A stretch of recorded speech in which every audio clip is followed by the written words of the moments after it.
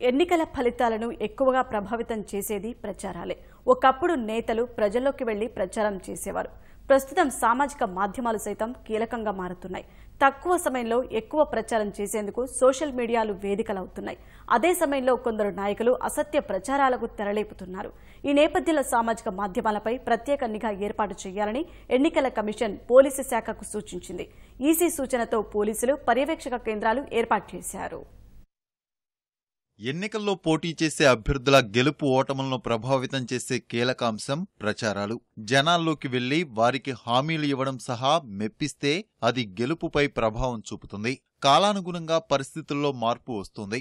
ప్రజల్లోకి వెళ్లి చేసే ప్రచారం కంటే సామాజిక మాధ్యమాలకే చాలా మంది ప్రాధాన్యత ఇస్తున్నారు. చేసిన అభివృద్ధిని చెప్పుకోవడంతో సహా ప్రత్యర్థుల లోపాలను ఎత్తిచూపడానికి ఇవి వేదికగా మారుతున్నాయి. తక్కువ సమయంలో ఎక్కువ మందికి సమాచారం చేరవేసే వీలున్నందున అన్ని పార్టీలు వీటిపై ప్రత్యేకంగా దృష్టి సారిస్తున్నాయి. ఫేస్బుక్, ట్విట్టర్, వాట్సాప్ వేదికలుగా ప్రచారాలు జోరందుకుంటున్నాయి.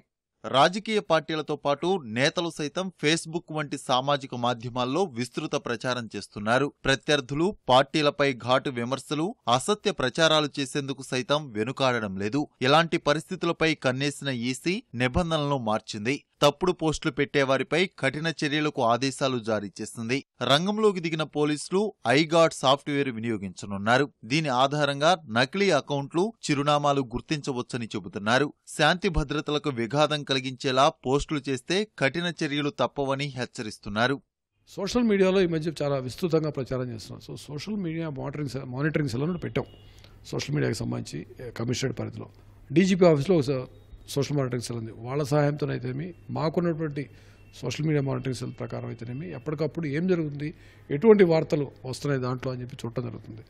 అది కాకుండా ఏదైనా కంప్లైంట్ ఇచ్చినట్లయితే ఎవరైనా ఇదిగో ఇట్లా పెట్టారు, ఇట్లా అభ్యంతరకరమైన పోస్టులు పెట్టారంటే దాన్ని ఎగ్జామిన్ చేసి అవసరాన్ని బట్టి ఇన్ఫర్మేషన్ టెక్నాలజీ యాక్టో, ఐపీసీనా, లేకపోతే ఇంకేదైనా ప్రజాప్రాతినిధ్య చట్టం కింద వస్తాయి అన్ని చూసి దాని ప్రకారం యాక్షన్ తీసుకోవడం జరుగుతుంది.